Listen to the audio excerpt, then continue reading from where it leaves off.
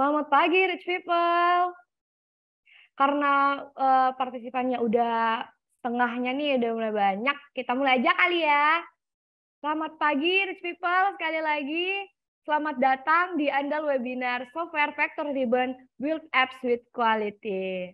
Bersama saya, Anissa, dari Andal.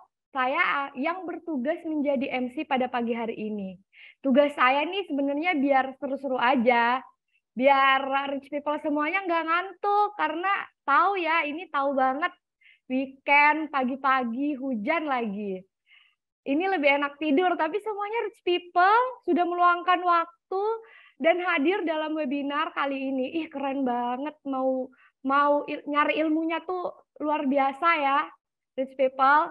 Tapi saya yakin banget rich people nggak akan kecewa karena kita punya dua pemateri yang sudah sangat ahli dan berkompeten di bidang teknologi. Ada Pak Indra dan Pak Risman. Apalagi nanti akan dipandu sama Ibu Moderator yang cantik jelita, Ibu Oci. Nah, rich people, sebelumnya nih, sebelum acara webinar dimulai, kita harus lihat dulu rules-nya selama acara webinar berlangsung. Ya, yang pertama harus pakai nama asli, jangan pakai nama samaran, jangan pakai nama pena, jangan pakai nama gaul, walaupun people semuanya gaul-gaul, saya tahu people semuanya gaul, apalagi kan anak IT ya, harusnya sih gaul, tapi ya udah lah ya, jangan pakai nama gaul dulu, kita pakai nama asli dulu ya, rich people. Terus peserta harus berpakaian sopan dan berperilaku sopan selama webinar berlangsung. Nggak apa-apa kalau masih sarungan, nggak apa-apa banget, atau masih pakai boxer nggak apa-apa, tapi tetap yang ada di depan kameranya harus rapi gitu. Kalau belum mandi juga nggak apa-apa, kita nggak bakal cium kok. Jadi cuci muka aja dulu, rich people, terus ikut webinar, cuci muka aja nggak apa-apa. Terus peserta diharapkan untuk mute selama proses webinar berlangsung, karena kita mau husuh mendengar pemateri-pemateri kita nih. Terus peserta juga diharapkan untuk on cam dan menggunakan virtual background selama proses webinar berlangsung. Iya dong, harus on cam, harus pakai virtual background biar seragam, biar rapi gitu kan, biar enak dilihat. Nggak apa, ya itu tadi, people nggak apa-apa kalau belum mandi, nggak apa-apa, kita tahu ini hujan, dingin lagi ya. Rich people, berikutnya kita mau lihat rundown acara nih. Nah, boleh dilihat rundown acaranya. Jadi pemateri akan menyampaikan materinya masing-masing 10 menit. Kemudian kita akan lebih banyak diskusi setelah itu. Diskusi kita akan dipandu sama Ibu Oci yang cantik, terus langsung dijawab sama Pak Risman dan Pak Indra. Nanti di sesi akhir kita akan ada sesi foto bersama ya, rich people. Jadi kalau sekarang belum cuci muka, nggak apa-apa, cuci muka dulu. Nggak apa-apa, rich people. Terus jangan lupa juga nanti di pertengahan acara nih akan ada link untuk daftar hadir, rich people, tolong diisi untuk kepentingan sertifikat kita juga. Kemudian rich people ada mekanisme tanya jawab, peserta boleh bertanya sejak sesi pertama dimulai. Bukan sesi saya ya rich people, sesi Pak Indra maksudnya. Kalau sesi saya, apa yang mau ditanyain juga, nomor telepon juga udah ada di flyer ya nggak sih? Terus rich people harus nanya nih pakai formatnya nih, jangan salah-salah format ya rich people, pakai nama perusahaan atau instansi, terus pertanyaannya apa? Pertanyaannya nanti akan dipilih sama Bu Oci dan dijawab langsung sama Pak Indra dan Pak Risman. Oke deh, tanpa perlu berlama-lama, langsung aja kayaknya kita kenalan dulu. Oke, kita kenalan dulu sama Bu Oci yang udah 3 kali saya bilang cantik, saking cantiknya nih. Oke, ada Bu Oci, nggak cuma cantik, ternyata Bu Oci juga sangat bertalenta. Bu Oci juga sangat bertalenta, bagian dari founder dan direktur Insight Sinergi Talenta. Udah punya banyak udah punya buku juga. Terus bisa lihat sendiri deh rich people. Lihat juga nih sertifikatnya udah banyak banget dari berbagai negara ya nggak sih? Oke ya rich people, mungkin lebih enak kalau kenalan langsung sama Bu Oci. Rich people juga pasti udah nggak sabar kan lihat yang cantik-cantik ya. Ya udah deh ya. Saya tahu Saya tahu Bu Oci lebih cantik dari saya, nggak apa-apa. Langsung aja Bu Oci, silahkan. Oke, baik. Terima kasih Kak Anissa. Selamat pagi. Assalamualaikum warahmatullahi wabarakatuh, teman-teman semuanya. Selamat datang di ruang belajar Andal Software ya. Dan hari ini terima kasih banyak saya dikasih kesempatan oleh teman-teman dari Andal untuk bisa memandu diskusi, karena yang akan saya pandu diskusinya ini adalah dua orang yang luar biasa yang kalau teman-teman sendiri nanti bisa mendengarkan langsung pengalaman dari beliau berdua gitu ya. Dan saya juga mengucapkan selamat datang sekali lagi kepada 46 orang yang ada di dalam ruangan ini yang di hari Sabtu kita berkenan untuk sama-sama belajar hari ini ya, sama-sama sharing. Dan tugas utama saya nanti dalam proses webinar hari ini adalah memandu diskusi yang akan dibawakan oleh dua pembicara. Ada Pak Indra Sosrojoyo dari Andal Software, beliau adalah CEO dari Andal Software. Kemudian ada Pak Risman Adnan dari Kalbe Pharma. Beliau baru saja bergabung dengan Kalbe Pharma sebagai Direktur Teknologi. Sebelumnya beliau adalah CTO dari Samsung Research Indonesia. Nanti saya akan kenalkan lagi lebih detail kepada beliau berdua. Dan apa yang akan kita bahas hari ini ya teman-teman, kalau dilihat dari judulnya ini kalau Kak Anissa tadi menyebutkan CV saya panjang kali lebar, itu kayaknya agak-agak nggak nyambung dengan materi hari ini gitu ya. Saya sendiri juga surprise gitu, kenapa saya diundang oleh teman-teman dari Andal untuk memandu diskusi ini, tapi karena memang pada dasarnya saya orang yang curious, saya adalah orang yang selalu ingin belajar, maka walaupun judulnya jauh dari ilmu saya yang psikologi ya, basic saya itu psikologi, kemudian sepanjang perjalanan karir saya itu saya lebih banyak di human resources, tapi ternyata di human resources itu pun saya nggak jauh-jauh dari software ya, Pak Indra dan teman-teman semuanya. Pertama kali saya ketemu dengan software HR itu usia saya masih 23 tahun ya, jadi 23 tahun itu berarti 23 tahun yang lalu, karena usia saya hari ini 46 tahun ya. Nah, jadi saya pertama kali ketemu dengan software HR itu karena saya diminta untuk menjadi PIC waktu itu di kantor saya di salah satu multinational company di Jakarta, untuk menjadi PIC ketika perusahaan saya pertama kali akan menggunakan HRIS, Human Resources Information System. Nah, di situ ketika pertama kali saya berkenalan dengan HRIS 23 tahun yang lalu. Saya ulang lagi ya, 23 tahun yang lalu, artinya software itu udah ada dari zaman itu gitu ya, dari masa di mana sebuah organisasi sudah mulai ingin memberikan dampak yang lebih baik terhadap pengelolaan sumber daya manusianya dengan melakukan pengelolaan data, pengelolaan benefit-benefit yang dimiliki oleh human resources untuk dikelola dengan sistem yang ada di dalam software tersebut. Nah, hari ini kita akan bicara tentang software factory reborn, ya. Bagaimana kita bisa membangun aplikasi dengan kualitas yang terbaik. Ya, nah, untuk ini saya tuh perlu belajar dulu ya. Dari kemarin saya udah belajar ini apa sih sebenarnya software factory itu gitu ya. Jadi saya mempelajari apa materinya Pak Indra, kemudian juga mempelajari materinya Pak Risman. Nah, jadi intinya sebenarnya adalah sebagai pembuka aja sebelum kita masuk ke materi pertama dari Pak Indra, adalah setiap company itu sebenarnya harus menjadi sebuah software company ya, karena kebutuhan dari perkembangan digital saat ini itu sudah tidak bisa dihindari lagi oleh setiap organisasi, dan tidak semua organisasi itu mampu untuk menjadi software company. Ya, dan yang menjadi tantangannya adalah bagaimana organisasi tersebut bisa merekrut ya digital talent yang sekarang ini udah menjadi satu terms yang sangat seksi gitu ya di dunia pengembangan SDM, digital talent, digital leadership, digital culture, dan lain-lain. Nah, bagaimana company ini bisa memanage, merekrut digital talent, kemudian bisa memanage digital talent, dan bagaimana paradigma ini bisa kemudian diterima oleh organisasi dan bisa betul-betul menjadikan organisasi itu terinspirasi untuk menjadikan dirinya sebagai software factory. Nah, hari ini saya akan memandu pembicaraan ini, diskusi ini dengan dua orang yang punya pengalaman yang sangat luar biasa dari sisi teknologi. Ada Pak Indra yang sudah memimpin Andal ya dan sudah menjadi CEO di Andal 30 tahun ya Pak Indra ya. Berarti udah lebih lama lagi dari saya yang sebut 23 itu tadi ya Pak. Alhamdulillah berarti bukan saya yang paling tua di ruangan ini. Dan kemudian ada Pak Risman juga yang sudah lebih juga dari 27 tahun berada di industri teknologi juga. Dan untuk pertama saya akan mempersilahkan kepada Pak Indra untuk bisa memulai sesi beliau dan Pak Indra akan membawakan sesinya selama 10 menit.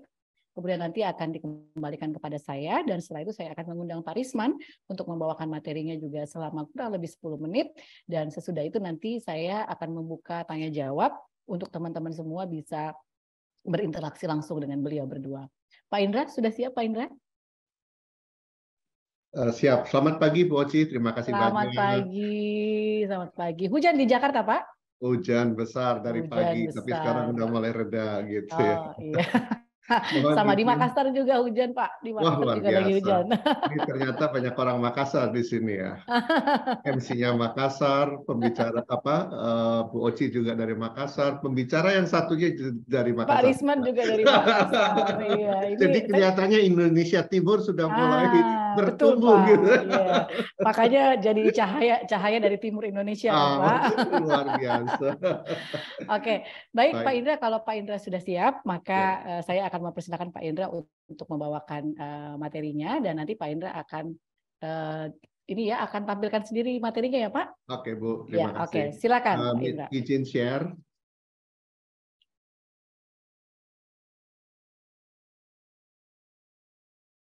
Udah kelihatan screen saya? Sudah Pak Indra, sudah. Selamat pagi rich people semuanya. Pada pagi hari ini saya akan sharing pengalaman saya di Andal membuat produk. Nah, sebetulnya Andal itu mulai membuat produk di tahun 91. Pada saat itu kita membuat software accounting yang kenapa accounting? Karena pada sebelumnya kami adalah software house yang menerima pesanan pembuatan software dan ternyata yang minta software accounting di banyak sekali gitu. Nah, jadi saya melihat bahwa ternyata kebutuhan software accounting itu banyak pada saat itu di tahun 90-an. Nah, akhirnya benar kami membuat software accounting, dibikin paket, dijualin ke toko-toko komputer, toko buku, dan sebagainya. Dan ternyata ya hasilnya lumayan dan akhirnya kita membuat banyak produk. Nah, jadi itu yang di awalnya seperti itu. Nah, pada saat kita membuat produk, dan pada saat itu saya juga tidak ngerti apa-apa. Nah, tapi berjalannya dengan waktu saya mulai belajar. Apa sih sebetulnya yang penting di dalam kita membuat produk? Nah, kalau kita lihat banyak juga startup itu membuat produk juga sekarang ini. Nah, jadi pada saat saya lihat ada juga yang meniru produk-produk dari luar negeri, kemudian dicoba di Indonesia, ternyata nggak jalan. Nah, masalahnya apa? Karena kita tidak bisa melihat culture. Culture juga akan berpengaruh terhadap pembuatan produk. Nah, misalkan di Indonesia ojek online ramai banget. Saya nggak yakin kalau ojek online itu diterapkan di Amerika itu akan ramai juga gitu karena masalah culture. Nah, jadi discovering in detail what the customers needs a solution itu yang kita perlu lihat gitu ya. Jadi pada saat product discovery ini kita bisa melihat itu. Nah, pertanyaannya ini sangat menarik. Saya belajar dari dua orang yang menurut saya sangat hebat. Satu adalah Henry Ford. Henry Ford ini yang mengubah industri industri mobil yang tadinya adalah mobil itu buatnya bukan sebagai industri gitu. Nah, terus dibuat industri, akhirnya Henry Ford itu bisa menjual mobil dengan harga $800 pada saat itu. Sedangkan rata-rata mobil pada saat itu harganya 2.500. Bisa kita bayangkan harganya bisa turun drastis dengan menggunakan industri, ya. Jadi konsep industri mobil. Nah, ini menarik sekali. Dan Henry Ford mengatakan, if I ask customer what they wanted, they wouldn't told they would have told me a faster horse. Jadi pada saat itu kan kereta ya, pakai kereta kuda. Nah, jadi sebetulnya customer ya seperti itu, nggak tahu gitu. Nah, terus yang kedua yang saya belajar dari Steve Jobs. Steve Jobs ini yang membuat Walkman dulu, zaman dulu Walkman tuh laku sekali, menjadi obsolete karena dia memperkenalkan iPod. Nah, iPod itu sangat mudah, kecil, ringkas, 10.000 lagu katanya yang ada di dalamnya. Nah, maka iPod menggantikan Walkman. Dengan cepat Walkman habis pasarnya. Nah, Steve Jobs mengatakan, customer don't know what they want until you show it to them. Jadi, customer nggak tahu apa yang dia mau. Sampai kita tunjukkan ke mereka, baru dia tahu, oh begitu. Nah, pertanyaannya adalah, kan orang-orang marketing sering mengatakan kita harus tanya customer apa yang dia mau gitu. Nah, terus bagaimana? Nah, ini yang menarik sebetulnya. Nah, saya belajar banyak dari Profesor Clay, banyak sekali. Itu profesor favorit saya, almarhum sudah sekarang ini. Nah, dia membahas, saya pernah membuat video itu bagaimana caranya McD meningkatkan penjualan. Nah, dibandingkan tim marketingnya mereka, terus kemudian nggak jalan, akhirnya mengundang jasanya Profesor Clay. Nah, dengan pertanyaan yang menurut saya sangat luar biasa, pertanyaannya adalah what's job to be done. Nah, jadi dalam discovering ini kita perlu tanya what's job to be done. Sebetulnya apa sih pekerjaan yang ingin diselesaikan gitu. Nah, bisa dicari di YouTube videonya, judulnya itu strategi bertumbuh di masa pandemi COVID-19 di menit ke-9 kalau nggak salah saya ceritanya di situ, mulai dari situ. Nah, yang kedua bahwa kita mesti ensuring bahwa delivery produk itu scalable. Nah, zaman saya dulu tidak kenal yang namanya scalable karena dibuatnya suatu produk itu waterfall. Jadi selesai dulu. Nah, sekarang produk dibuat dengan MVP. Jadi kita bisa membuat produk, test to the market, baru kita mulai pasarkan, pelan-pelan kita tambahkan. Nah, itu produk discovery itu biasanya ya seperti itu. Nah, tapi pertanyaannya adalah, apakah dalam kita mengembangkan suatu produk ada risikonya? Ya, semua ada risikonya. Tapi risikonya apa aja? Nah, teman-teman, membuat produk ini tidak mudah memang. Pada saat kita membuat produk panjang, sudah ada biaya yang dikeluarkan besar, terus kemudian tidak laku di pasar. Nah, itu investasi kita sia-sia juga. Nah, ini adalah critical risk yang dialami oleh sebuah perusahaan software, gitu ya. Nah, yang pertama tentang value risk. Nah, value risk ini akan melihat apakah produk yang kita hasilkan itu bernilai untuk customer atau tidak, gitu ya. Nah, ini lebih ke tadi yang pertanyaan what's job to be done dari Profesor Clay. Nah, sebagai contoh, misalkan di Indonesia ini yang lagi populer adalah ojek online dan toko online. Nah, kenapa ojek online itu bisa rame? Nah, karena pada saat itu sebelum ada ojek online, saya ingat banget kalau mau cari ojek itu susah sekali. Saya harus jalan, kemudian saya nggak ada kepastian gitu ya, harga harus tawar-menawar. Nah, begitu ada ojek online, mudah sekali. Saya tinggal tunggu saja, ojeknya datang, saya pakai ojek. Saya tahu harganya berapa, nggak usah tawar-tawaran lagi. Nah, jadi ini menyelesaikan masalah dan ternyata memang benar, itu bagus. Nah, toko online juga sama saja. Kita akan dengan mudah sekarang kita belanja di toko online daripada saya pergi misalkan ke mana gitu, ke pusat pertokoan. Saya harus jalan dari toko satu ke toko lain, membanding-bandingkan harga, tanya-tanya. Toko online mudah sekali gitu. Nah, jadi kalau kita lihat prioritas utama dalam mengembangkan produk adalah bagaimana produk kita dapat mempunyai nilai yang tinggi sebelum memikirkan risiko yang lain. Nah, itu value-nya apa? Nah, terus kemudian risiko yang lain adalah usability risk.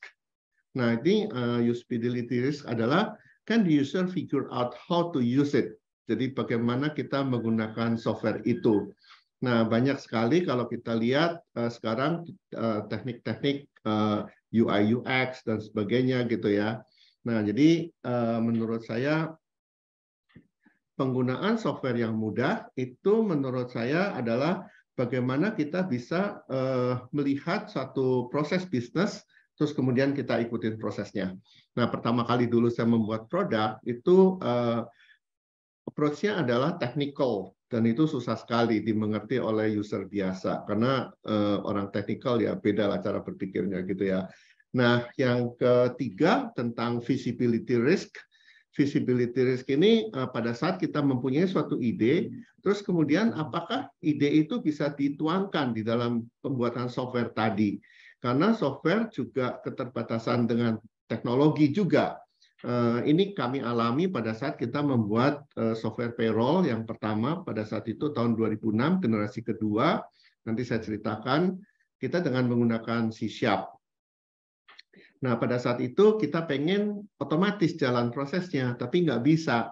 Karena saya nggak kebayang bagaimana caranya saya bisa men-trigger tanggal, terus setiap tanggal itu setiap hari bisa berjalan.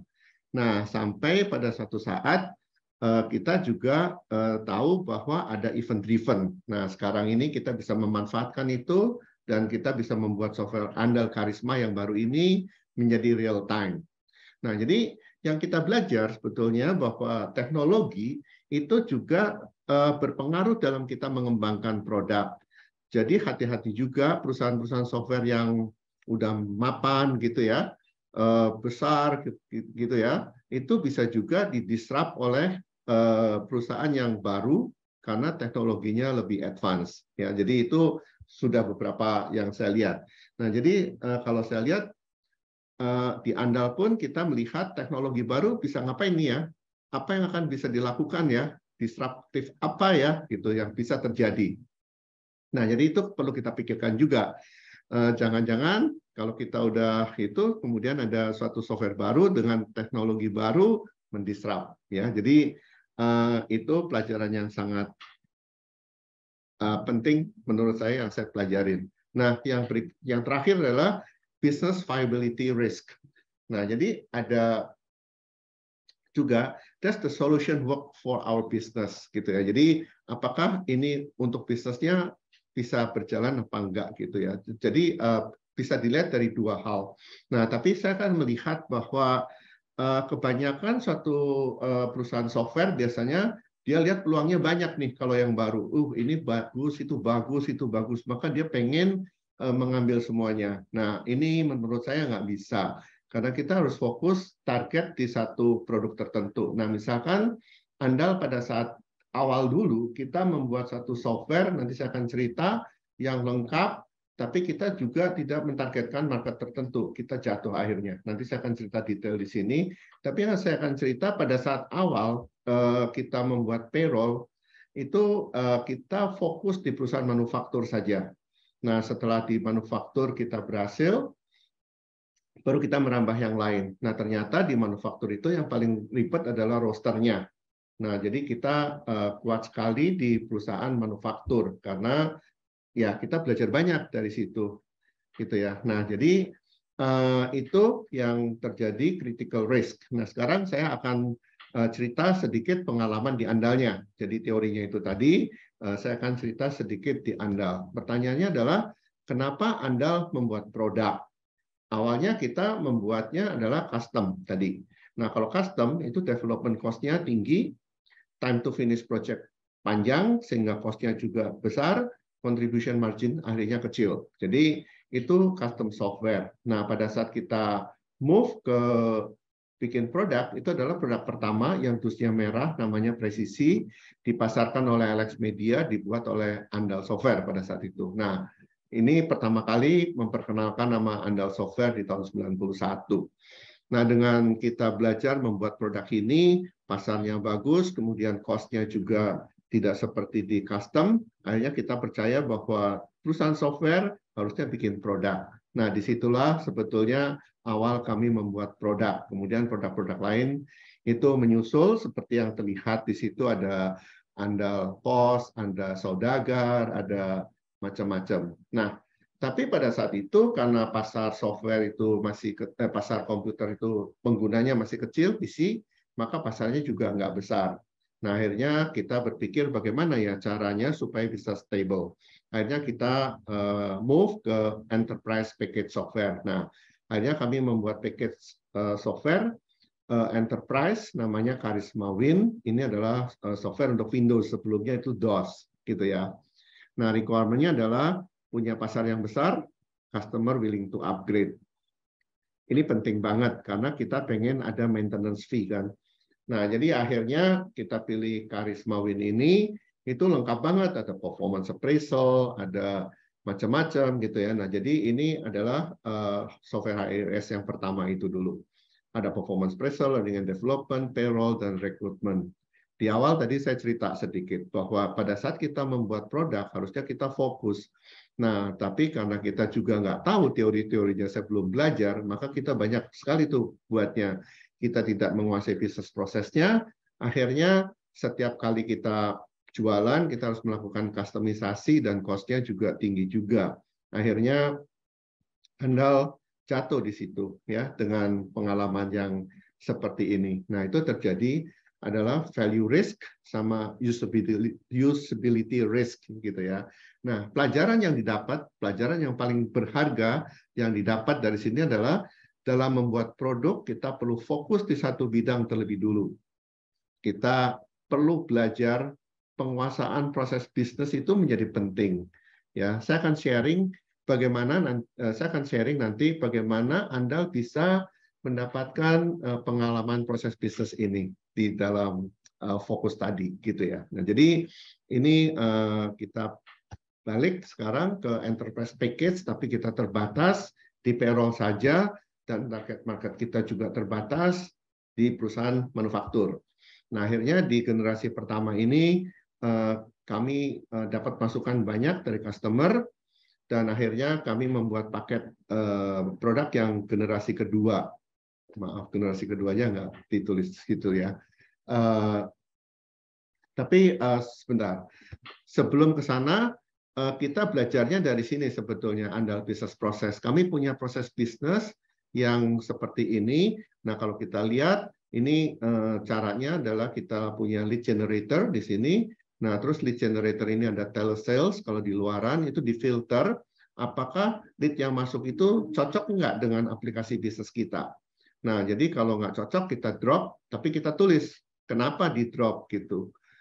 Kemudian masuk ke bisnis konsultan ini sales, juga sama, kita filter lagi lebih detail. Filternya lebih detail ya, ke kanan lebih detail gitu. Nah, kalau di drop kita tahu kenapa masalahnya. Nah, kalau sudah jadi customer, kita akan mendapatkan masukan adalah product improvement di sini. Nah, hasil masukan ini kita masukkan ke dalam product manager di sini untuk bisa memprioritaskan mana yang akan dirilis ke versi berikutnya atau rilis berikutnya. Nah, jadi dari sini kita membuat generasi yang kedua. Jadi dari generasi pertama masuk ke generasi kedua. Problemnya apa di generasi pertama? Waktu generasi pertama kita melakukan prosesnya satu periode, sehingga uang yang sifatnya harian susah untuk direkonsal. Jadi misalkan uang makan yang harian 1 bulan, ya udah 1 bulan itu segitu gitu. Nah, kalau misalkan terjadi selisih, saya nggak tahu di hari apa dia nggak dapat. Jadi masalahnya besar sekali di situ. Nah, terus menunya juga master, transaksi, proses, dan report. Ini benar-benar yang teknikal. Kalau zaman dulu, kalau umurnya kayak saya, masih ngalamin mestinya yang seperti ini. Sekarang nggak ada lagi software yang seperti ini menunya. Nah, akhirnya kita perbaiki di second generation, kita dengan melakukan prosesnya harian per tanggal, dan kita bisa lebih baik. Akhirnya pasarnya bisa naik lagi. Nah, kemudian kita lihat, ini dia, enterprise package product yang generasi kedua. Nah, kita juga punya andal linkage.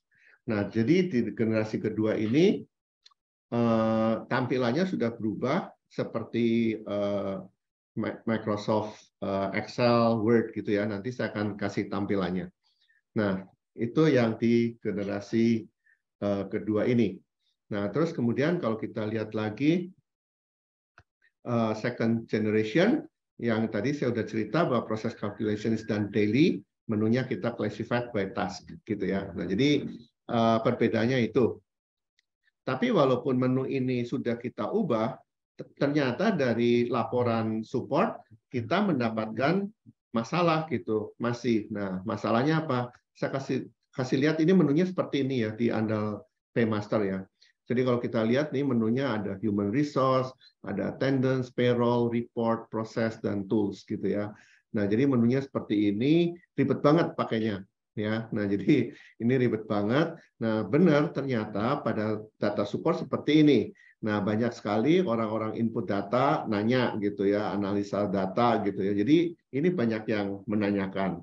Nah, akhirnya kita membuat generasi yang ketiga itu kita ubah total, bikin ulang dengan SaaS, dengan bisnis model yang berbeda gitu ya. Nah, dari masukan-masukan yang kami dapatkan dari pasar maupun dari support. Nah, sekarang kita lihat generasi ketiga ini bedanya apa?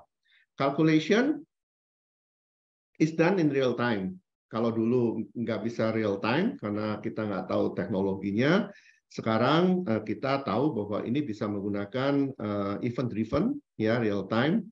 Saya banyak sekali dibantu oleh Pak Risman dalam hal teknologi gitu. Nah, jadi saya sudah tidak update lagi dengan teknologi, tapi dengan saya dibantu oleh Pak Risman, sering diskusi dengan teknologi-teknologi baru, maka saya bisa menggabungkan ke bisnis prosesnya. Jadi kolaborasi antara yang mengerti banget bisnis proses dengan yang mengerti banget tentang teknologi menjadi penting. Jadi saya terima kasih juga sama Pak Risman yang selama ini sudah membantu Andal untuk berkonsultasi gitu, diskusi gitu ya. Jadi ini yang terjadi. Nah, navigation itu follow business process, jadi akan lebih mudah. Jadi kalau saya lihat orang kalau misalkan mau naikin gaji, ngomongnya begini, Doni bulan Januari akan naik gaji 1 juta misalkan. Nah, jadi proses bisnisnya seperti itu, maka aplikasinya akan cari Doni dulu. Doni, terus kemudian prosesnya naik gaji, kemudian kita pilih menu naik gaji, terus 100 ribunya transaksinya dan kapannya itu ada di transaction. Nah, jadi setelah kita masukkan seperti itu, sistem akan menjalankan dengan sendirinya. Nah, ini yang disebut dengan real-time process. Nanti saya akan kasih lihat menunya. Nah, ini adalah menu Andal Karisma. Kalau dilihat di sini, menunya sangat clean banget, beda sekali dengan yang Andal Paymaster tadi. Nah, jadi selalu selalu ditampilkan adalah karyawan. Jadi karyawan dulu. Nah, jadi kalau ada karyawan resign, pasti tanya kan siapa. Jadi Budi resign Februari gitu misalkan. Jadi saya cari Budi dulu, baru human resource, karena resign itu ada human resource, resign. Nah, nanti transaksinya di sini ditulis tanggal berapa dan sebagainya. Nah, jadi ini akan jauh lebih mudah menggunakannya. Saya udah tes di beberapa customer, mengatakan bahwa ini jauh lebih mudah daripada yang sebelumnya. Nah, jadi itu yang kita dapatkan. Rasanya waktunya pas. Terima kasih. Oke, baik.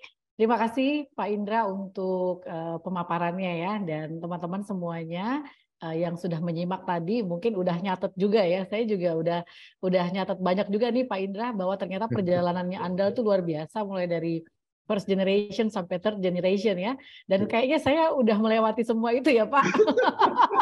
Mulai dari software jenis pertama sampai dengan yang ketiga yang sekarang gitu. Dan saya mencatat banyak sekali tadi yang Pak Indra sampaikan bahwa perlu diperhatikan berbagai resiko yang dipertimbangkan ketika membangun sebuah software gitu ya, dan ada 4 resiko tadi yang Pak Indra sempat sampaikan ya, dan saya juga mencatat tadi Pak Indra kasih tipsnya bahwa untuk bisa membangun sebuah software yang bisa memenuhi kebutuhan customer adalah benar-benar fokus dengan produknya, ya, kemudian menguasai bisnis model dari software tersebut gitu ya, bagaimana menawarkan kepada klien mulai dari hulu sampai dengan ke hilir, dan juga bagaimana software yang dibuat tersebut itu memang betul-betul bisa memenuhi kebutuhan customer yang menginginkan sesuatu yang simple tapi bisa menjawab kebutuhannya mereka.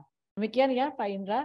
Oke, terima kasih Pak Indra, dan sekarang saya akan langsung ke Pak Risman, dan Pak Risman kayaknya juga sudah ada di ruangan ini. Selamat pagi Pak Risman. Selamat pagi semuanya, pagi Bu Oci, pagi Pak Indra. Iya, gimana kabarnya Pak Risman? Baik, alhamdulillah. Alhamdulillah. Depok hujan Pak? Mendung tapi rintik-rintik hujan.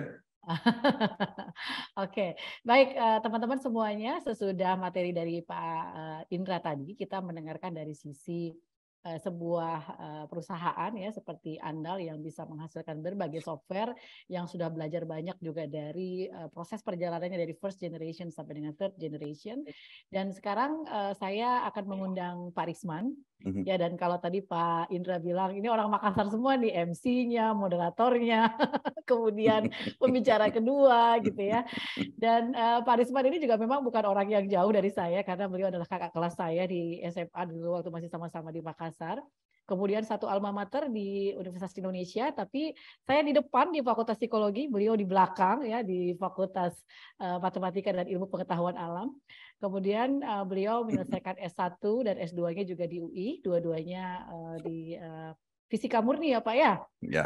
Ya, kemudian S3 beliau juga di Informatika UI ya Pak ya? Dan saat ini beliau baru saja, masih grace banget ini, menjadi Direktur Teknologi di Kalbe Digital. Tepuk tangan dulu dong buat Pak Risman nih. Masih grace banget gitu ya. Kalau pengalamannya sih udah nggak usah ditanyain lagi. Beliau sudah pernah mampir di Microsoft selama kurang lebih 8 tahun, kemudian di SRIN, Samsung Research Indonesia selama 8 tahun juga, dan sekarang beliau katanya nih baru pertama kali masuk di local company ya. Nah, jadi teman-teman kita akan segera mendengarkan diskusi dengan Pak Risman juga ya, dan nanti teman-teman silahkan menyimak apa yang akan disampaikan oleh Pak Risman dari sisi seseorang yang memang betul-betul menjadi praktisi di dunia teknologi. Silahkan Pak Risman. Terima kasih Bu Oci. Saya bisa minta tolong saya share screen sendiri ya, biar saya bisa nunjukin lebih banyak. Oke. Terima kasih semuanya udah luangkan waktu ya sebelum saya talk. Tadi Pak Indra, sahabat saya, udah beberapa dekade sejak saya di Microsoft, kita udah berkolaborasi dan beliau jelasin perjalanan panjang membuat produk software. Tadi juga Bu Oci udah sampaikan bahwa di era digital ini semua company harusnya menjadi software company. Alasannya simple, karena semua orang membawa operating system, mobile device ada di tangannya gitu ya. Jadi cara terbaik untuk me-engage mereka dengan pekerjaan ataupun informasi itu adalah melalui software. Nah, tapi banyak company merasa sulit sekali untuk membuat software karena mungkin tidak mengikuti perjalanan panjang pembuatan software ini. Nah, saya akan jelasin bagaimana ceritanya dari awal, gitu ya. Tapi sebelumnya saya pengen menunjukin bahwa software sekarang itu udah very different teknologi. Saya mungkin start dengan ChatGPT kalau kalian udah pernah dengar ya. Membuat software dari zaman dulu itu sama. Oke, algoritma yang kita pakai, data structure yang kita pakai, penyimpanan data di database, user interface baik itu desktop, mobile maupun browser base, semuanya tetap sama. Yang berbeda adalah method dan tekniknya.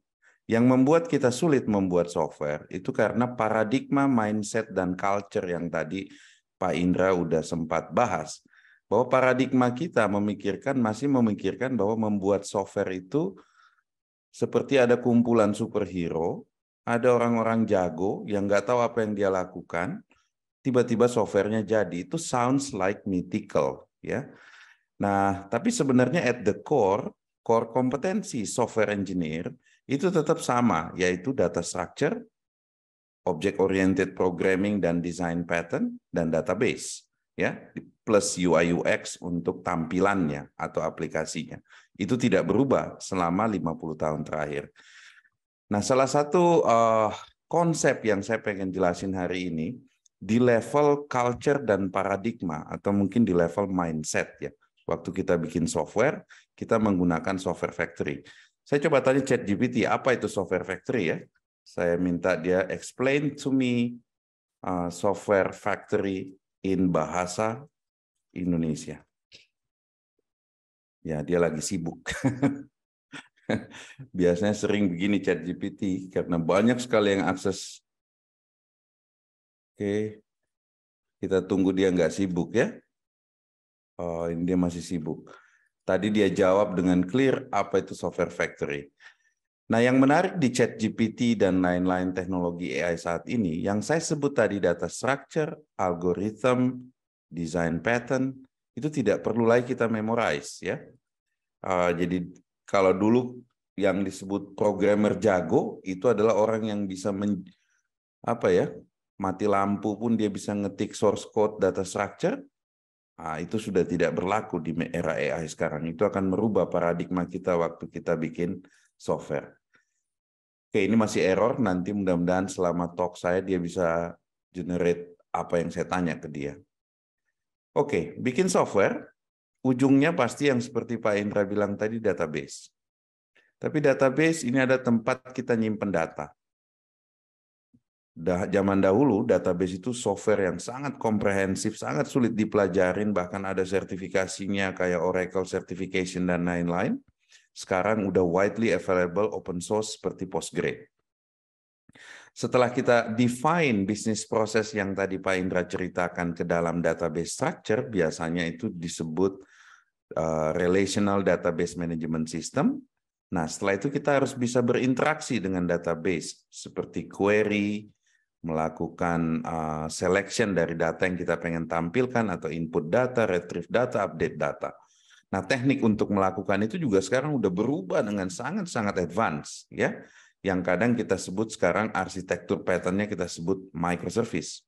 Bahwa sebaiknya di database kita buat dia menyimpan specific information yang kecil-kecil kayak misalnya account database, inventory database, shipping database, dan selanjutnya kita expose menjadi microservice. Microservice ini seperti interface supaya berinteraksi ke database. Setelah itu nanti bisa diakses oleh mobile device dan browser atau desktop application. Perubahan di area microservice ini juga sangat-sangat clear trennya sekarang bahwa kita bisa lakukan itu dengan low code. Kalau kalian pernah dengar platform seperti Supabase dengan back end yang seperti Postgre, selama kita memahami cara berinteraksi bikin query ke database, maka dia mengekspos database tersebut jadi API dalam paradigma microservice tadi dengan sangat-sangat mudah, low code. Oke, banyak teknologi serupa seperti Google Firebase, Microsoft Azure Function, dan lain-lain, tapi tren industrinya bahwa untuk expose back-end API itu tidak perlu lagi sesusah zaman dulu. Oke, nah setelah dia jadi database ya, setelah itu saya akan akses lewat user interface. Sekarang juga di sisi user interface sudah sangat disrupted dengan paradigma software factory bahwa orang meniru desain user interface yang sudah firm dan sudah bagus gitu ya. Dan itu banyak sekali platformnya. Kalau kalian bikin web, ada kayak Wix dengan ribuan template. Mau bikin aplikasi web apa aja, sudah ada di sini. Atau dengan Webflow, sama pendekatannya low code. Dan dengan templating yang dikasih oleh Webflow. Oke? Jadi dari sisi user interface tidak ada masalah, dari sisi database tidak ada masalah. Kalau mau bikin custom, kita juga punya Team Forest. Di sini ada kumpulan user interface template untuk any type of application, mobile dan web. Kita sisa pilih, setelah itu kasih ke engineer, dan setelah itu mereka menjahit ke belakang dari user interface mobile atau web ke API, dan dari API yang di build dengan paradigma microservice itu connect ke database. Dari sisi mobile juga sekarang udah banyak sekali platform-platform yang menyatukan antara Android dan iOS, seperti misalnya Flutter dengan template-template yang kita bisa reuse. Jadi dari sisi front end, mobile application, web application harusnya sudah berbeda dengan zaman saya 27 tahun lalu waktu kita masih code menggunakan Fortran, Pascal, dan C. Jadi perubahan atau perkembangan teknologi membuat kita lebih mudah. Nah, pertanyaan besarnya, saya masuk ke materi saya. Oke? Kenapa bikin software masih tetap sulit? Kalau method, teknik, frameworks, dan semua udah available, pertanyaannya adalah kenapa kita masih feel challenging untuk bikin software? Nah, itu yang saya pengen jawab hari ini. Bahwa problemnya bukan di teknologi. Problemnya adalah di paradigma, mindset, dan culture kita bahwa bikin software itu masih ada superhero tadi, yang berkumpul bareng, kita nggak tahu dia ngapain, tiba-tiba lahir softwarenya. Padahal tidak seperti itu. Software factory, tadi saya coba tanya ChatGPT, mudah-mudahan dia udah bisa ya. Kita coba ya. Karena ribuan orang yang pakai ini, jadi sulit sekali untuk dapat dia. Oke. Saya tanya ChatGPT, explain to me software factory in bahasa Indonesia. Ini yang dia bilang. Ini adalah sebuah konsep organisasi bisa mengelola pengembangan software yang terstruktur, terotomatisasi, dan lain-lain. Dia juga ditujukan untuk meningkatkan efisiensi dan efektivitas. Terus saya tanya lagi, what company using software factory paradigm? Mudah-mudahan nggak error. Lihat ya. IBM, salah satu company yang sudah implement culture ini sejak awal. Microsoft. Oke. GE. Ericsson. Ini adalah semua top company di dunia yang sudah mendeliver banyak sekali software. Nah, bukan cuman itu, di level software engineer tadi saya bilang, kalau saya tanya ChatGPT, explain to me soal linked list data structure.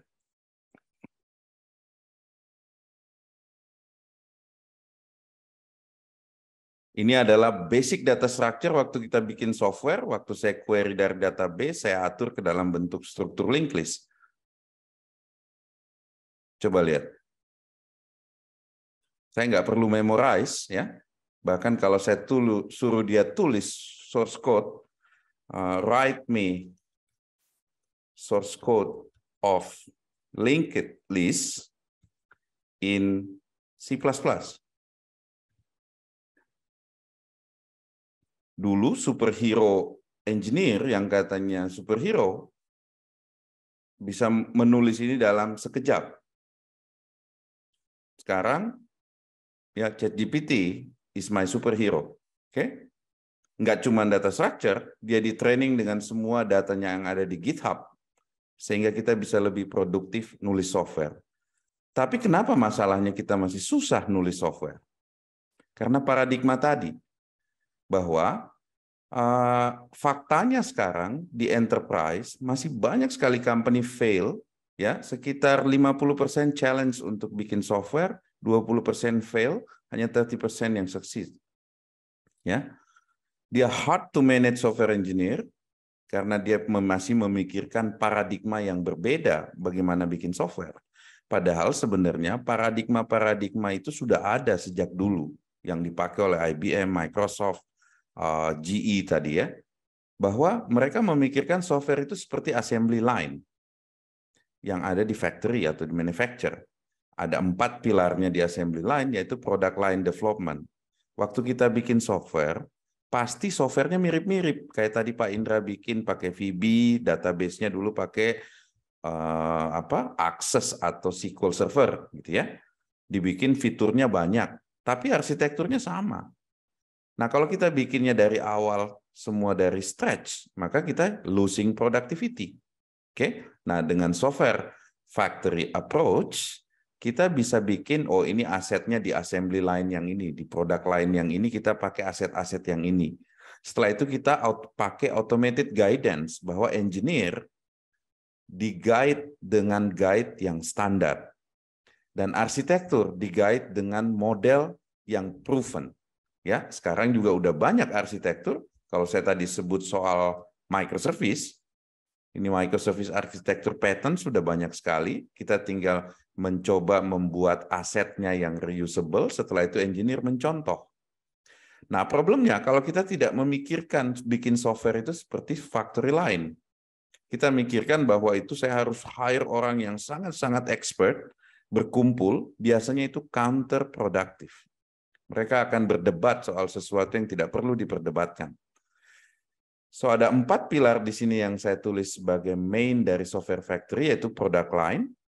Setiap kali kita mau bikin produk, kayak misalnya mau bikin mobile app, kita tinjau kita punya aset dan semua aset yang ada di produk line. Kalau masih kurang, kita extend. Kalau masih ada variabel-variabel kecil, kita siapin supaya scope kita bisa kita kerjain. Setelah itu ada arsitektur framework, kita bisa pilih berdasarkan tipe aplikasi. Misalnya contoh, kayak aplikasi HR, kalau payroll itu kan sangat-sangat kompleks processing-nya karena ada post-processing daily, weekly, dan monthly. Tapi kalau misalnya aplikasi HR-nya hanya untuk performance management atau untuk learning and development, mungkin cuma butuh UI, update ke database. Itu produk lain berbeda di software factory, yang kalau kita punya, kita bisa lakukan dengan sangat produktif. Oke? Selain itu ada aset di produk lain, ini juga penting. Banyak sekali yang kita doing berulang-ulang, kayak user interface. Setahu saya sekarang di Andal sudah punya UI UX framework, jadi semua engineer yang buat UI UX mengikuti satu standar. Selain itu juga banyak standar lain, kayak infrastructure as a code, atau misalnya microservice standard framework, dan lain-lain bisa distandarisasi.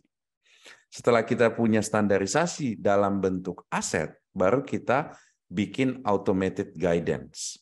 Yang menarik di tahun ini, kita shock dengan adanya ChatGPT tadi, dia bisa nulis code, ya, udah integrate dengan GitHub Copilot.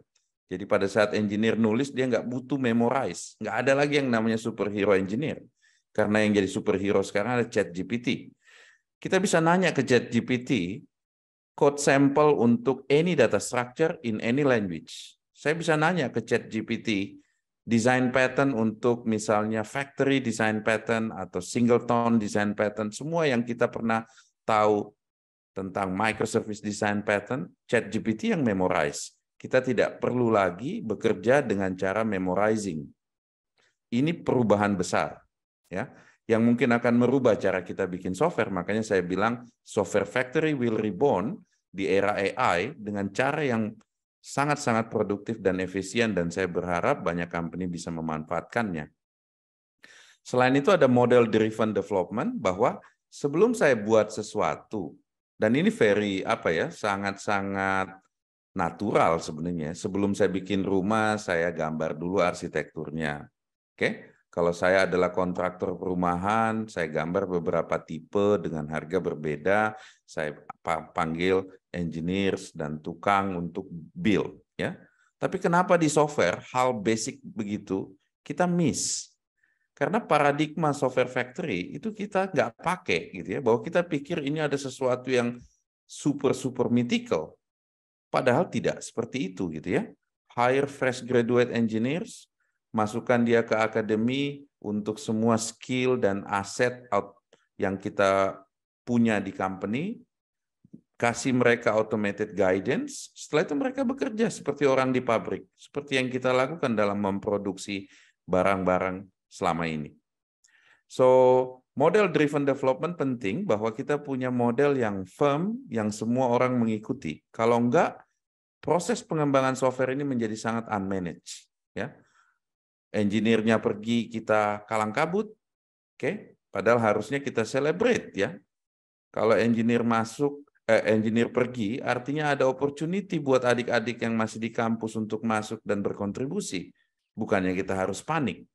Semua itu karena salah paradigma mengenai pengembangan software. Arsitektur dan aset juga penting, bahwa kompleksitas di back-end, front-end, API, database harusnya hanya sekali kita facing. Bahwa Misalnya kita mau bikin bisnis prosesnya Pak Indra tadi masuk ke database structure. Proses itu sebenarnya kompleks, ya. Tapi ada di company yang tahu caranya, maka orang yang tahu caranya ini disuruh buat technical documentation untuk mapping business process entity menjadi database table. Untuk mapping proses menjadi query dan menjadi misalnya trigger atau misalnya automation di dalam database structure. Nah, kenapa kita nggak lakuin itu? Balik lagi karena paradigma kita bahwa ada satu orang jago bikin database. Padahal harusnya jangan orang itu menjadi jago, tapi itu menjadi sistem sehingga semua orang bisa membuat database dari bisnis proses. Nah, kalau kita adopt software factory, harusnya development bisa lebih mudah, gitu ya. So, tadi Bu Oci juga udah mention, saya baru 1 bulan di Kalbe. Salah satu pendekatan kita di Kalbe yang sudah proven, ya, bersama tim yang sudah ada di sana, itu adalah implementasi software factory. Walaupun konsepnya belum full adopted, tapi di UI UX, di API, di database sudah adopted.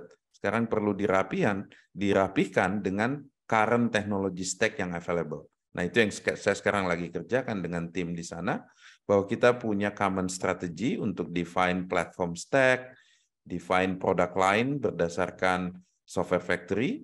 Ada 2 product line di enterprise biasanya, yaitu line of business application, kayak misalnya aplikasi HR, aplikasi supply chain, dan lain-lain, yang sebenarnya very simple architecture, database, API, user interface. Selain itu banyak yang mau buat mobile apps, kita juga akan bantu mereka untuk bisa buat mobile apps dengan paradigma software factory. Nah, yang terakhir dan juga ini yang paling penting, masalah people dan core kompetensi. Semua orang bilang ada talent war di digital. Selama saya di Samsung, selama saya di Microsoft, selama 20 tahun karir saya di multinational, saya nggak pernah melihat sebenarnya. Yang terjadi adalah company salah paradigmanya tentang talent. Bahwa talent di Indonesia itu sudah expert seperti di Silicon Valley. Misalnya, saya pengen nyari AI engineer di Indonesia dengan 5 tahun pengalaman kerja, jawabannya 0. Karena memang industrinya tidak memproduksi selama 5 tahun terakhir. Tapi kalau saya move ke Amerika, saya work di Rusia, saya pasti dapat.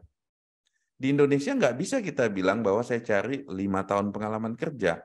Tapi saya bisa bilang, dan pasti banyak yang apply, ya, bahwa saya bilang, I'm looking for AI engineer dari fresh graduate yang nilai matematiknya sekian, nilai statistika, probability, dan optimisasi di kuliah analisis numeriknya sekian, pasti banyak saya dapat CV.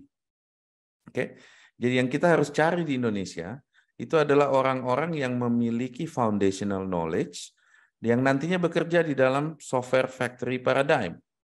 Kalau paradigmanya salah, maka kita akan facing talent war. Oke, saya nggak pernah facing talent war selama karir saya.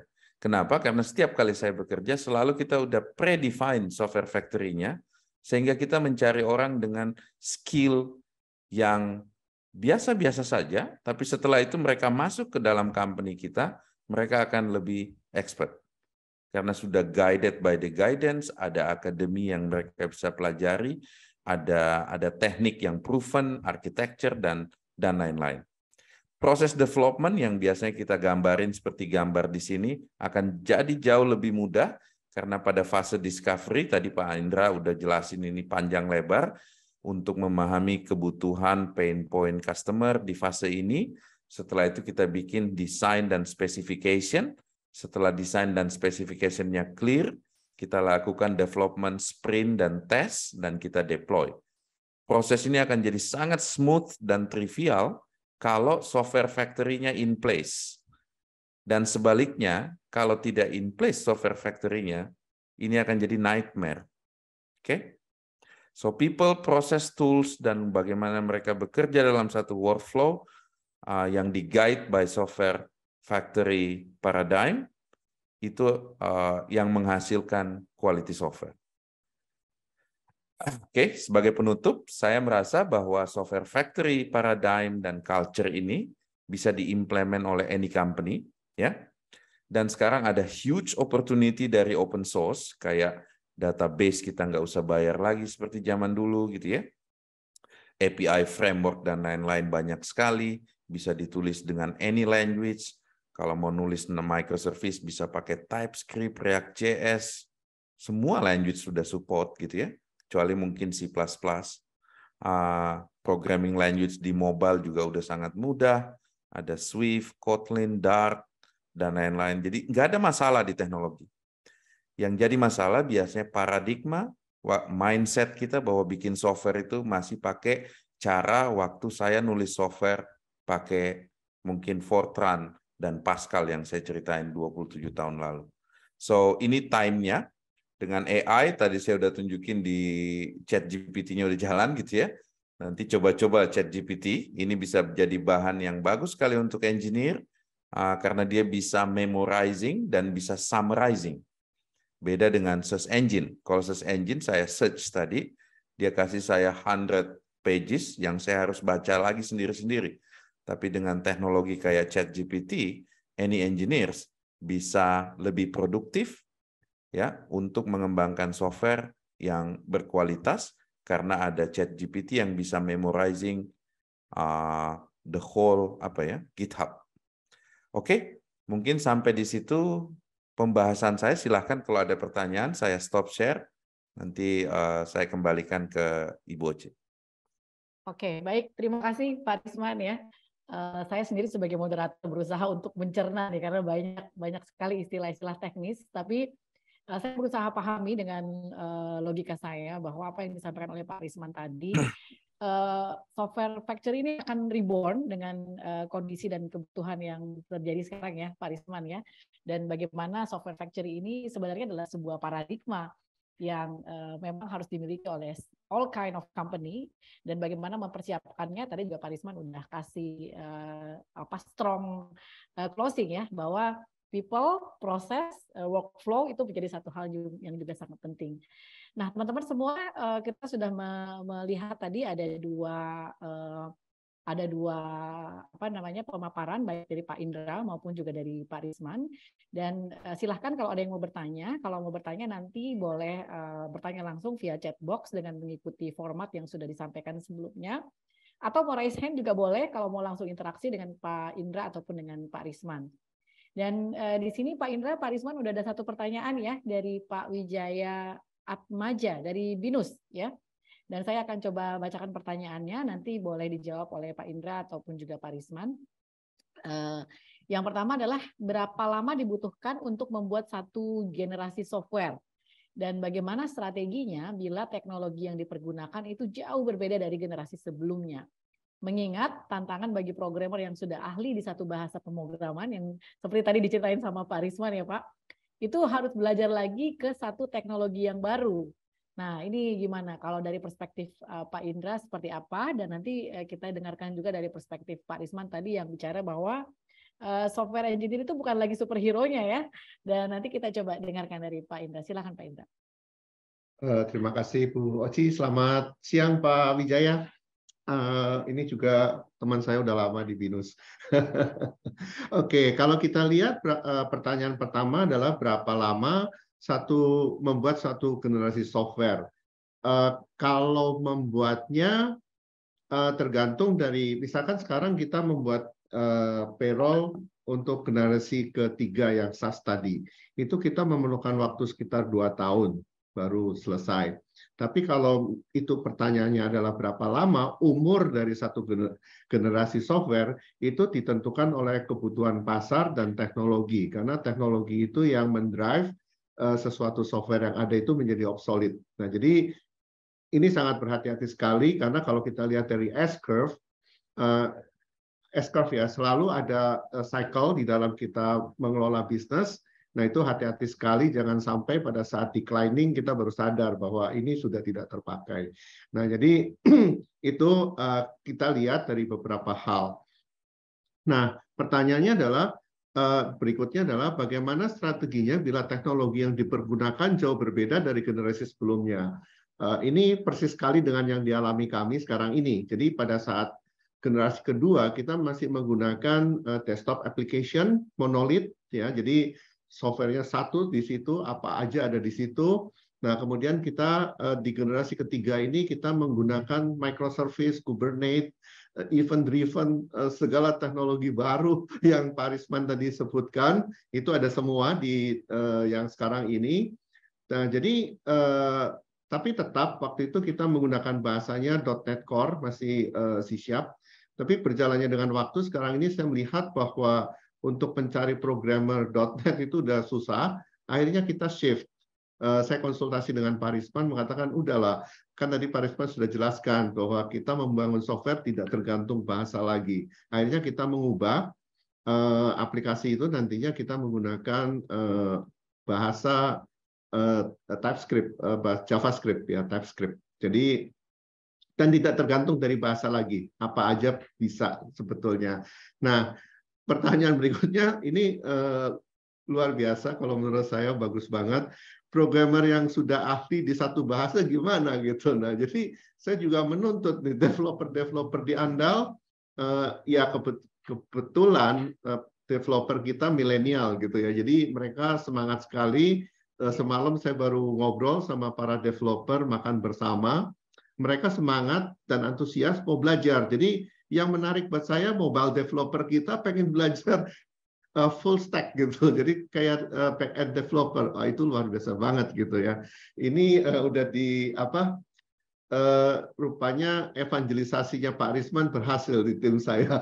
Luar biasa banget. Jadi kita harus berubah. Kalau nggak berubah, ya akhirnya nggak berlaku juga. Maksudnya .NET developer itu lama-lama juga nggak dapat kerjaan gitu ya, karena udah berubah keadaannya. Nah, jadi ini yang menarik sih sebetulnya. Nah, jadi kalau saya selama kita 3 generasi membangun software payroll, itu kita bangun ulang dari awal. We do from the scratch. Kenapa? Karena dengan kita membangun dari scratch, kita bisa memanfaatkan semua teknologi baru yang ada, dan ini membuat satu aplikasi yang menurut saya luar biasa sih. Itu jawaban saya, tapi kalau misalkan masih ada pertanyaan, silakan Pak Wijaya. Oke. Baik, terima kasih Pak Indra. Pak Risman, barangkali Risman silakan Pak. Silakan Pak.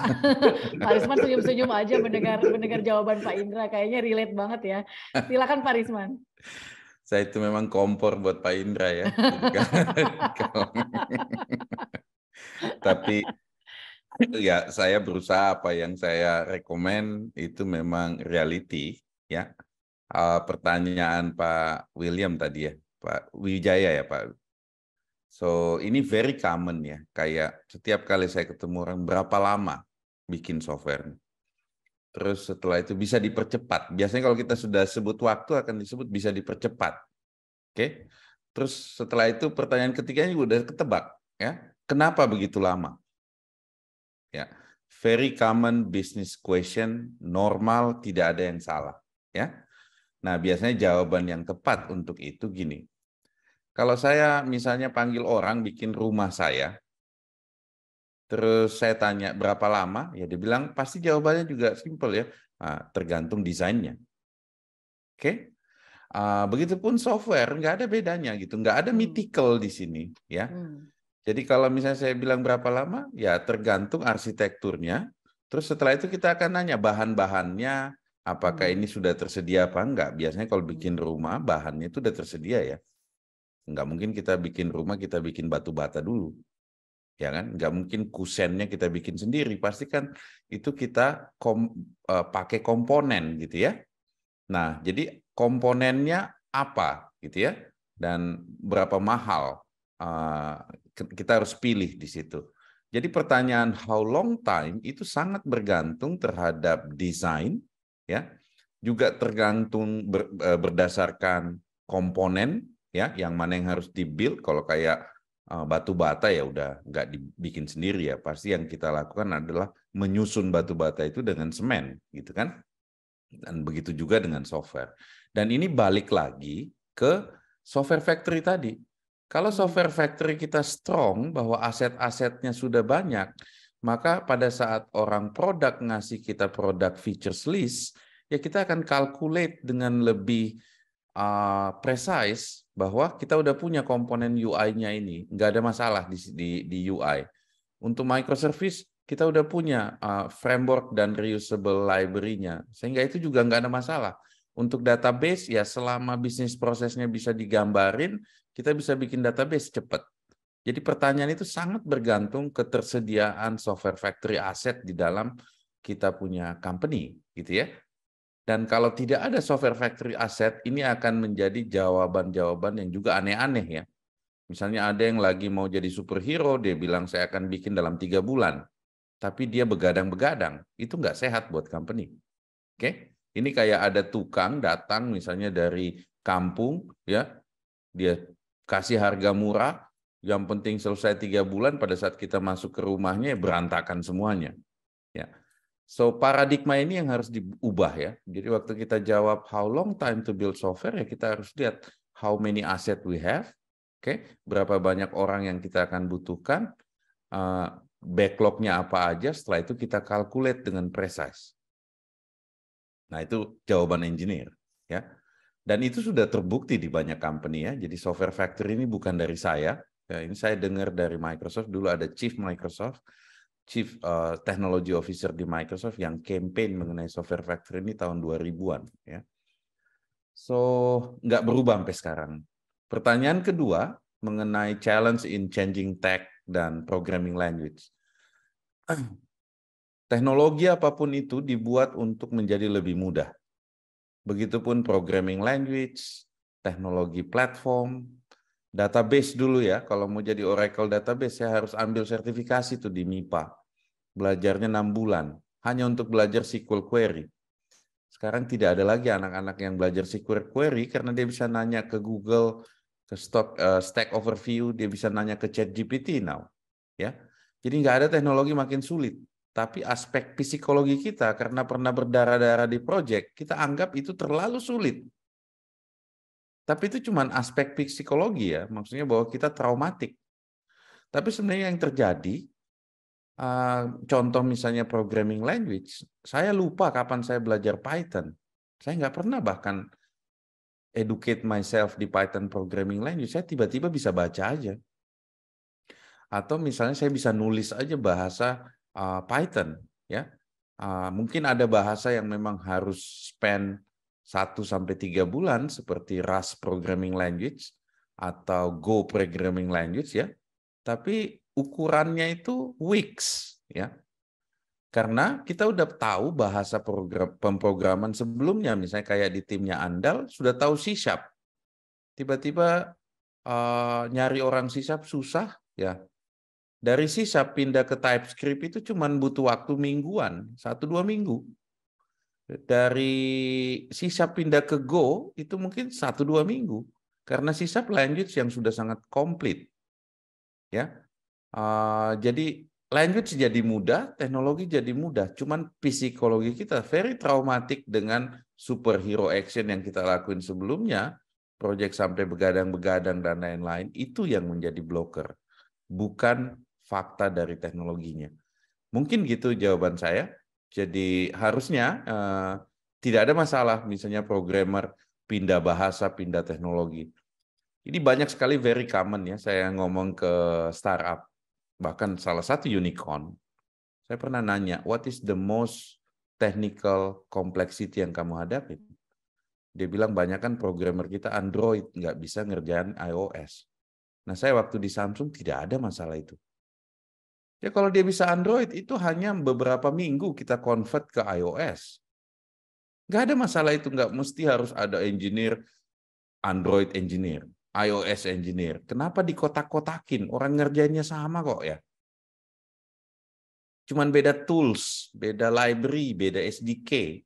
Ya, sama dengan misalnya kalau di pabrik ya, nggak mungkin saya bedain electrical engineer untuk spesifik alat gitu ya. Atau misalnya mechanical engineer untuk alat A. Paradigmanya yang salah. Ya.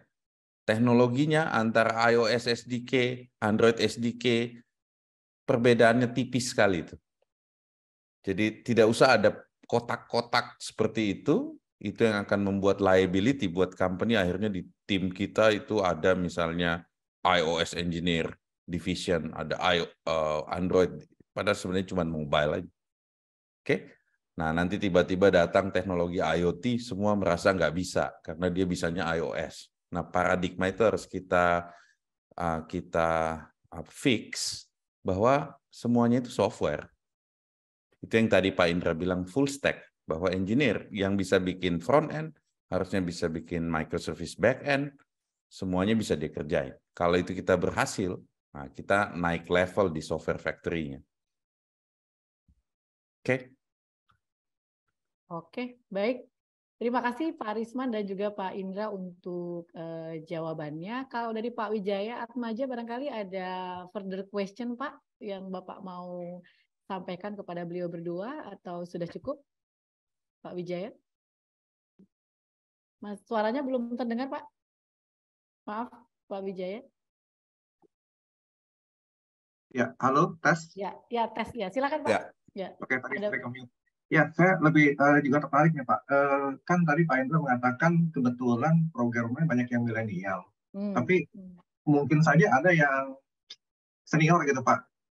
Nah, biasa semakin senior itu, ya kalau saya sih bilang orang kadang semakin pintar semakin sulit berubah ya. Ya. Karena dia sudah merasa ahli di satu bidang tertentu. Kata-kata di level programming bahasa C# di level 10, ketika belajar bahasa yang baru dia mulai dari nol lagi nih. Itu kan susah nih. Nah, kalau ada kasus seperti itu, bagaimana Pak cara treatmentnya Pak? Mau di konversi susah, tapi apa mau di lay off gitu kesannya? Ya, berarti ini balik lagi paradigma ya. Silakan Pak Indra, silakan Pak Indra. Kebetulan di Andal rata-rata milenial Pak. Jadi developer yang lama-lama itu nggak tahu ya, karena culture kita sering berubah gitu ya, nggak tahan gitu ya pada mengundurkan diri gitu. Nah akhirnya kita banyak yang baru. Ya memang ada kayak tap head-nya gitu ya. Dia juga willing to learn gitu. Jadi waktu Pak Risman kemarin ngobrol tentang memperkenalkan tentang Andal Software Factory, mereka semua semangat untuk berpindah. Nah, Pak Risman juga membuktikan bahwa dari C# ke TypeScript, ke JavaScript itu tidak sulit gitu, dan mereka excited sih. Itu yang terjadi sih Pak. Saya nggak tahu, mungkin yang lebih tua lagi. Kalau saya kan saya nggak atas developer lagi. Gitu sih Pak. Oke. Kalau menurut Pak Risman gimana ada Pak? Pengalaman? Ya, Pak Risman gimana Pak? Ini itulah, milenial versus milenial nih Pak Risman. Itulah kenapa saya undang Ibu Oci, kan orang psikologi ya, karena saya merasa ini psikologi problem. Bukan technical problem. Jadi biasanya kesalahannya kalau kita sebut satu engineer itu senior, ya kesalahan terbesar kita tidak predefine apa itu seniority. Apakah tenure, ya, apakah fundamental knowledge, apakah conceptual knowledge, atau practical knowledge. Mostly yang terjadi adalah practical. Bahwa dia familiar sekali dengan library, padahal library berubah gitu. Misalnya ada tools framework gitu ya, di C# dulu ada namanya ASP.NET, ada Windows Communication Foundation, Windows Workflow Foundation, tapi ternyata di TypeScript ada tools baru jauh lebih mudah. Tapi dia stick di situ karena dia merasa familiar. Nah, ini terjadi bukan cuma di software engineer. Di semua role di industri itu merasa bahwa seniority is about tenure. Ini problemnya. Padahal seniority kalau di big name korporasi kayak di Microsoft, IBM, Google, itu bukan di level praktikal. Tapi di level fundamental. Nah, fundamental dari software engineer tidak berubah selama 100 tahun mungkin ya. Bahwa fundamentalnya itu adalah algoritma dan data structure, dan yang kedua adalah object oriented design. Nggak berubah, cuma dua itu. Ya. So, kalau kita define bahwa orang ini senior banget, harus di question back levelnya practical seniority karena tenure, familiarity, ataukah dia deepness di problem solving using algorithm dan object oriented. Ya, atau di konsep-konsep baru di industri seperti misalnya cloud dan lain-lain. Nah, once kita define itu, biasanya kita bisa escape dari problem senior tadi ya. Ya. Dan ini juga untuk engineer supaya sadar bahwa kita ada di industri yang perubahannya lebih cepat dibanding industri lain. Apa yang kita ketahui hari ini bisa jadi invalid the next 6 months. Ini beda dengan misalnya kalau jadi profesinya accounting gitu ya. Nggak berubah itu mulai dari ledger, jurnal, buku besar, buku kecil, belajar 3 bulan, kita bisa lakuin pekerjaan selama 20 tahun gitu. Belajarnya cuma 3 bulan loh ya. Nah, kalau di software industry, kita harus terus belajar, tapi belajarnya itu sebaiknya membangun factory, bukan menjadi superhero. Karena kita sadar bahwa industri kita berkembang sangat cepat. Ya, bahkan tadi yang saya bilang algoritma data structure object oriented, dulu saya harus memorize itu ya. Misalnya design pattern untuk factory design pattern. Apa itu factory design pattern? Saya harus memorize. Sampai sekarang masih ada di memori saya. Tapi dengan ChatGPT, ya saya tinggal minta ChatGPT yang memorize. Saya bisa fokus ke kerjaan lain di problem solving, nyari algoritma yang paling efisien. Jadi itu akan berubah total itu. Nah, kalau kita tidak berubah, kita akan selalu alamin problem tadi. Senior engineer nggak mau belajar. Dia pikir itu susah. Saya pikir itu psikologi problem, bukan technical problem. Oke. Baik. Terima kasih Pak Risman. Bagaimana Pak Wijaya? Sudah terjawab Pak bagaimana menyikapi software engineer yang kategorinya udah bukan milenial lagi. Ternyata problemnya di cara berpikirnya ya kalau menurut Pak Risman dan apa yang ingin dipelajari lebih lanjut oleh mereka gitu menghadapi kebutuhan yang terkini gitu. Gimana Pak Wijaya? Sudah terjawab Ya, Pak? cukup. Jawabannya terjawab, sudah ya? sangat bagus. Komprehensif Thank you. ya, udah lengkap ya. Oke. Saya ada satu apa ya? Kayak ini Pak Wijaya. Kalau saya train fresh graduate software engineer dengan factory yang sama dengan senior engineer. Kira-kira in the next 6 months yang mana yang lebih perform? Yang baru kayaknya Pak. Ya, that's true. Nah, ini juga panggilan buat yang senior engineer untuk keep up. Karena bagi bisnis ya coba kalau jawaban itu ada di Pak Indra.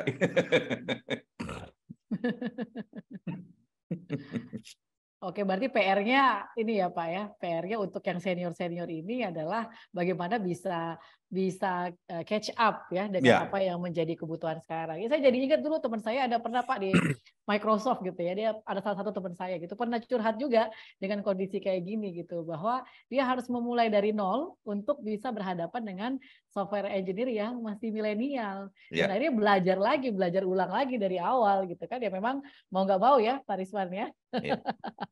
Oke, baik, terima kasih Pak Risman dan Pak Indra. Barangkali teman-teman ada lagi yang mau mengajukan pertanyaan.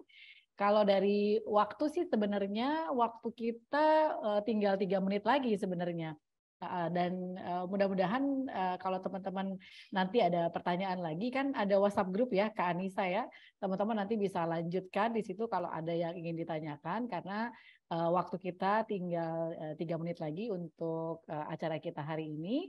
Dan saya rasa teman-teman semua bisa mendapatkan banyak sekali informasi tadi ya dari Pak Indra maupun juga dari Pak Risman bagaimana software factory ini bisa menjadi sebuah hal yang kita pikirkan dari sekarang gitu ya, terutama untuk organisasi bagaimana caranya mempersiapkan talentnya, mempersiapkan culture-nya, kemudian mempersiapkan proses yang ada di dalam organisasi itu sendiri untuk bisa mengikuti perkembangan dan kebutuhan saat ini.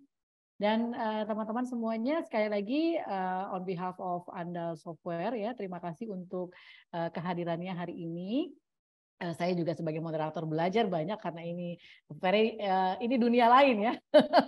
Istilahnya dunia lain buat saya walaupun saya sebagai pengguna juga dan sekarang juga saya banyak mendampingi klien-klien yang juga memang membutuhkan software terutama di bidang Human Resources ya, dan insya Allah ini bisa menjadi bahan pembelajaran buat kita semua. Saya sendiri juga belajar banyak, dan mudah-mudahan teman-teman semua yang terkoneksi di sini akan bisa terus mengikuti webinar series dari Andal yang nanti akan ada lagi selanjutnya dengan topik-topik yang menarik dengan pembicara-pembicara yang juga luar biasa, yang akan bisa memberikan tambahan wawasan untuk kita semua.